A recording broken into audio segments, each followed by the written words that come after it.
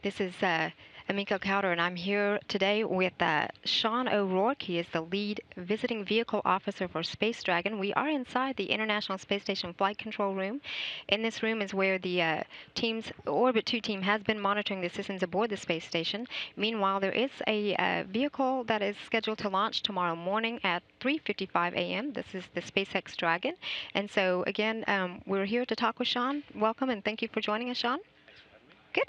So first, let's just talk about your a little personal background. Just tell me, what is your background and education background, and how did you find your way here to NASA? Well, I grew up in Cranston, Rhode Island, and I went to Clarkson University in upstate New York, Potsdam, New York.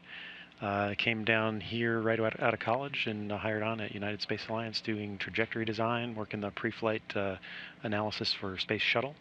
And then I moved into the front room as a shuttle rendezvous officer. Worked a lot of the space station assembly flights and got to work Hubble repair missions, and I had a lot of fun doing that. And now that that is over, I'm over in the visiting vehicle office. And our office are the trajectory experts for the space station in dealing with the visiting vehicles that come up and bring cargo and crew.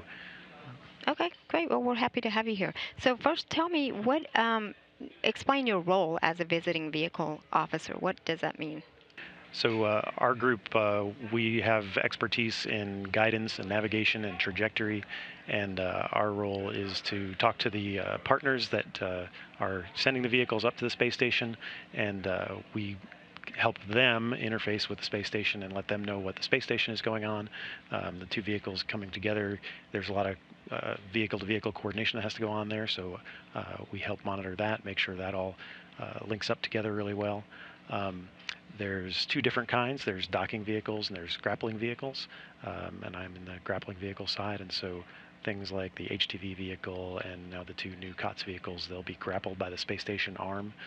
So we also have to know a fair amount about the tools that the crew uses to monitor the vehicle as it approaches from below. And is there more? Because you just talked about some of one of the, some of the vehicles are like the automatic ones that don't require, the crew's help in pulling with the grapple and that sort of thing. But also with this one, the SpaceX Dragon, this is going to be one that's going to require some robotics operations. So if you will just explain to me, I mean, is there more involvement if it's a grapple type? Well, really, the bulk of our work, and really this is true for all of spaceflight, 99% of the work happens before launch. Making sure that the vehicle is built to the requirements, making sure that the plan that is on board the vehicle is going to execute these maneuvers autonomously with ground monitoring, and making sure that that all meets the safety requirements, and then making sure that we have the proper insight to verify that even though the plan may have been safe, that we need to make sure that we're watching the vehicle as it's happening to make sure it continues to be safe. Sure. And so with this particular vehicle, what has your experience been? I mean, how long have you been working specifically for this particular vehicle? I've been on this team for about 2 years or so, so I've got to know a fair amount about how the vehicle works, which has been really interesting.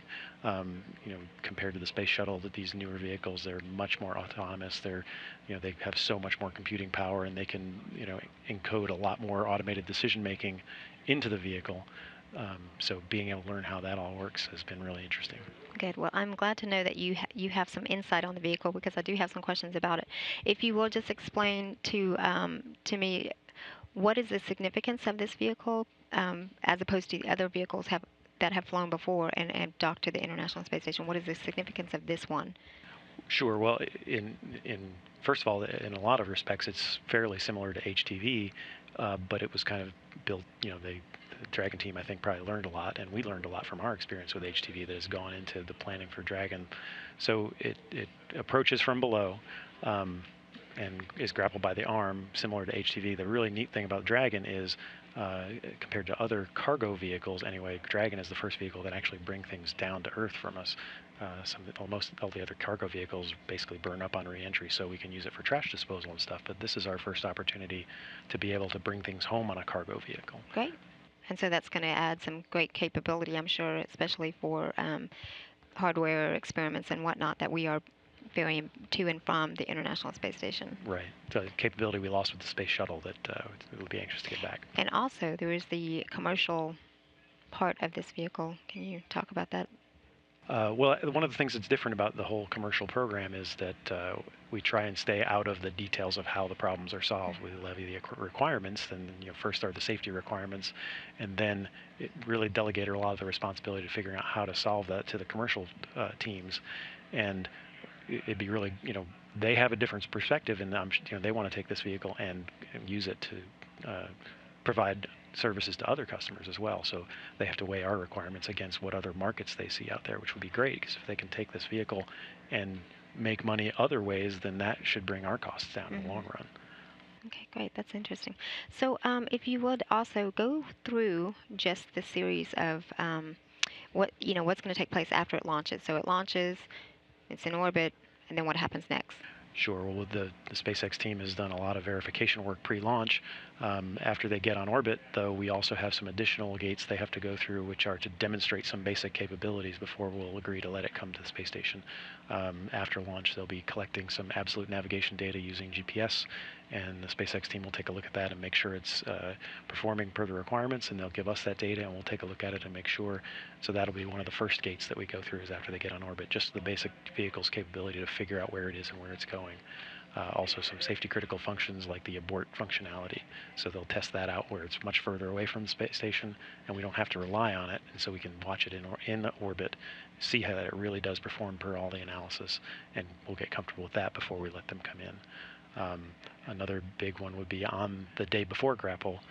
They will do a flyby below the space station, and a little more accurate navigation capability is for the space station to send GPS data out to the Dragon vehicle, and it will calculate a good solution that is much more accurate of the Dragon's position relative to the space station. And so we'll take a look at that data overnight before capture day and make sure that is all performing how we expect, and then we'll come in and let them come grapple on the next day. Okay, great. And now you mentioned demo flight. So explain demo flight for me, if you will, and then also explain when does it become the vehicle that we approve and say that this is going to be the vehicle that's going to ferry cargo to and from the space station. Sure. Well, SpaceX already has the next vehicle is being built at the SpaceX facilities. In fact, it may be completed. I can't remember the schedule. But so this flight is a demonstration flight where they're going to demonstrate their capability to get to the ISS. So we do have some cargo on board, but if something were to go wrong, it's stuff that we can live without for quite a while. Assuming everything goes well on this flight, if they get up to the space station and home again, the very next flight, which I believe is sometime mid to late summer, I forget the schedule, but that will be a real cargo flight that starts their CRS, Commercial Resupply Services contract. So this, assuming all goes well, this will be the one demonstration flight, and then we'll jump right into the commercial resupply. Wow. If something, this is a test flight, things are, it's very possible things can go wrong. If they don't get all the way to the space station, then we'll try again another time. Sure. Well, they say space flight is a sport, so we have to be flexible with it, right? Yeah. So, and so you just answered my next question was going to be that, assuming the mission is a success, what's the next step? And that would be it right there that you mentioned. So, if you will, real quick, just give us the last update of the launch. It is again scheduled to take off from the Kennedy Space Center at 3:55 a.m. Central Time. And so, do you have anything new to share with us? Actually, on the launch side, that's really the commercial partners field, and I know they had an internal flight readiness review yesterday, and they rolled out to the pad this morning, so it sounds like everything's on schedule. So we'll pick up tomorrow morning on console, and hopefully everything will go great. Great. Thank you very much for coming out and talking with us. Again, the SpaceX Dragon is scheduled to launch tomorrow morning at 3:55 a.m. From the Kennedy Space Center. We will have live coverage for you here on NASA television at 2:30 a.m. Central Time, and also up next following our ISS update today at noon will be a pre-launch briefing, and so you can tune in here at NASA television for that information for SpaceX. Keep watching. Thanks.